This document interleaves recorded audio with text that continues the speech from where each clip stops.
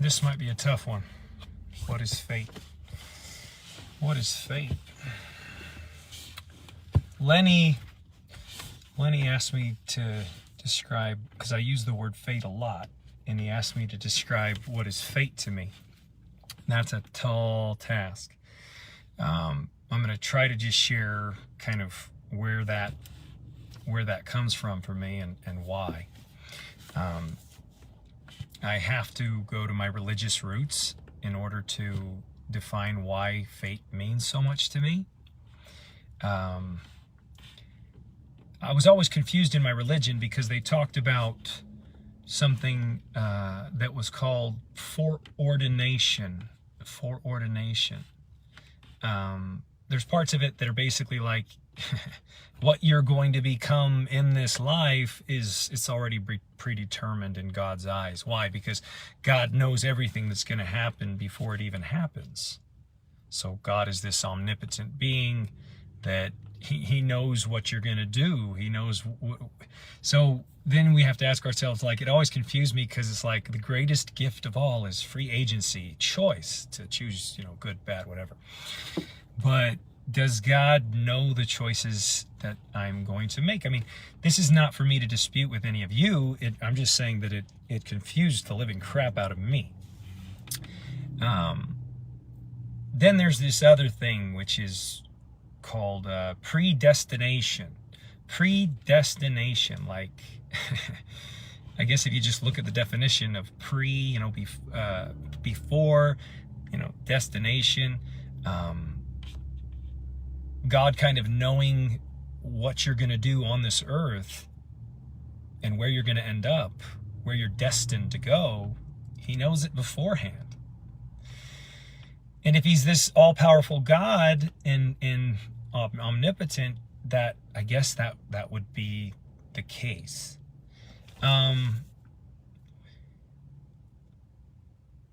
Anyway, it all confused me, all of it. I found it so confusing because when I would hear about people hurting children because, they're making a bad choice, did God know they would make the bad choice and he just allows them because he knows they're going to go to hell? Like he already knew it? So we got to make bad. It all gets so confusing. So with all of that said, hi Heather. With all of that said, what is fate? Well, fate to me it's almost like just saying that whatever is happening right now it's just supposed to happen. I'm supposed to be in this car making this video. You can argue that I chose to, fine.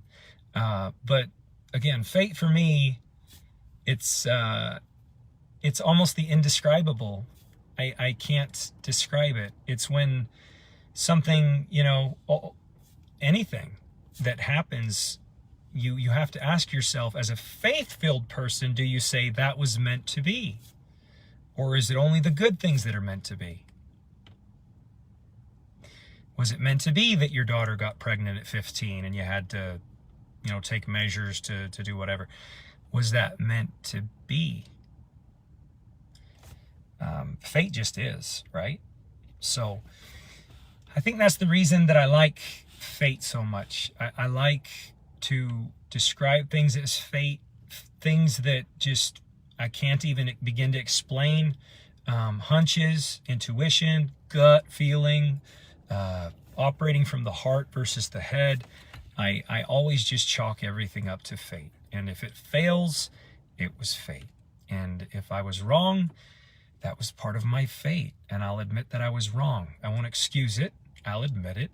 And it's just all part of my fate. And if one of my children does something that I'm embarrassed of, or they're embarrassed of, or something that's going to have some pretty vast consequences, do I put judgment on that, or do I just say this is all part of the deal?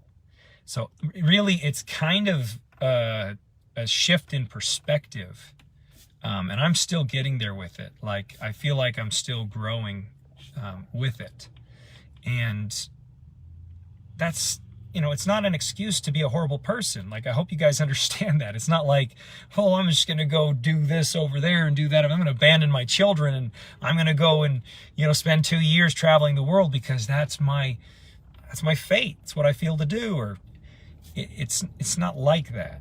Like, that's not the way that fate works.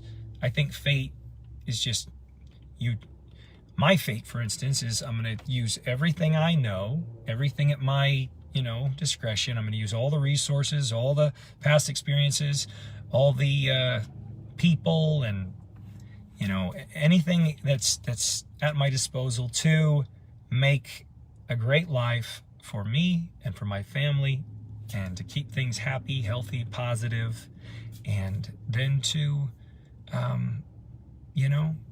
to try to follow my guts, follow my intuition, follow my heart, and see where that ultimately lands me. And this is where it's currently landed me, and that's just fate. And fate doesn't mean that you're better than anybody either. Do you see what I'm saying? Because if you are in a religion and you practice that faith, and you do take on this persona of my faith is the truth, then you just have to consider that you being right makes a lot of people wrong. And that is like superiority. That's something that's divisive. That is not inclusive. That's intolerant. So I would just challenge everybody that comes from a religious background to consider that. I actually think that one of the bravest things that I've ever been around, keep in mind that when I was religious, atheists was the scum of the earth to me. Atheists were the scum of the earth to me. I just thought to myself, if somebody doesn't believe in God, they're the biggest lowlifes in the world. That was my belief. Well,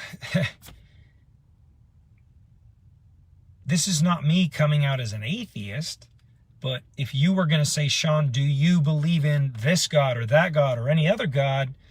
I'm probably going to say no, and you might label me an atheist now.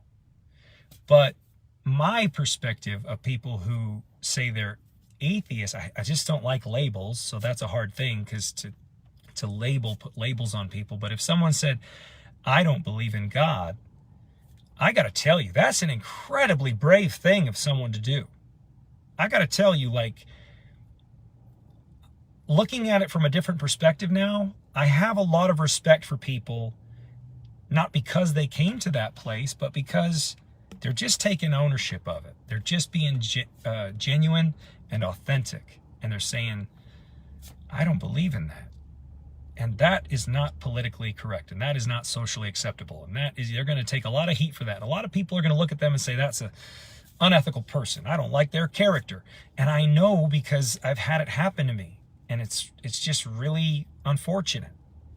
But I also, when I was in religion, I put myself above people, and I judged people, and I was intolerant. And I said the words, we can't let our kids play with them because we don't even know if they're Mormon. I said those words. Those words left this mouth.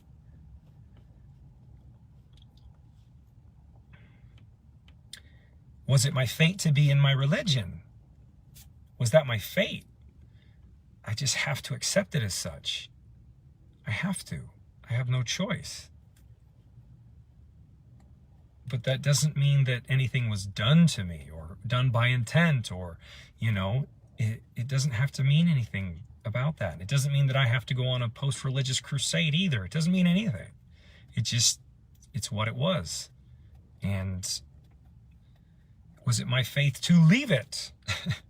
Is it everyone's faith to leave religion? Fate. I don't know. That's the cool thing, is when you can start admitting what you don't know. And I don't know the answers. I really don't know the answers. And I've gotten to a different space now where I can actually look at people and say, I have no freaking idea. And my kids look at me, they go, Daddy, Daddy, Daddy, what happens after we die? And I say, I don't know. I don't know. Studied a lot, read a lot. I don't have a clue. Scary. That's like telling them Santa Claus doesn't exist anymore. It's worse than that, way worse. So man,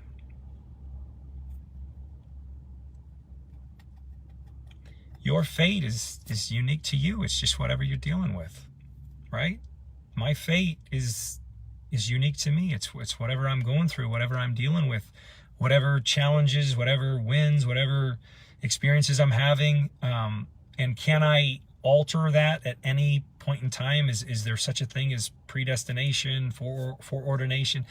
I don't think there's anything like that. I don't think so. I don't know why we're here. I don't know where we're going. I don't know where we came from. I don't know if we came from monkeys. I don't know any of it. I don't know. And I think that's the most empowering thing, is to say, I don't know. I just trust. And fate, I think, is like the ultimate form of trust. Maybe that's what fate is to me. Fate is trusting. Fate is living in trust. So that goes with the good and the bad. And Satan is never punishing you. And you are never a horrible person. And you never have to pay eternally for something that you did and didn't, confess to another man in a building. Like, no, none of that. For me, fate is just, I guess it's taking more ownership. And I think you'll find that, you guys. I think you'll find if you give those atheists a chance, those of you, because I know atheists, I'm not sitting here saying everybody should be atheist, and I'm still not claiming atheist because I don't know. I don't know if that's true for me.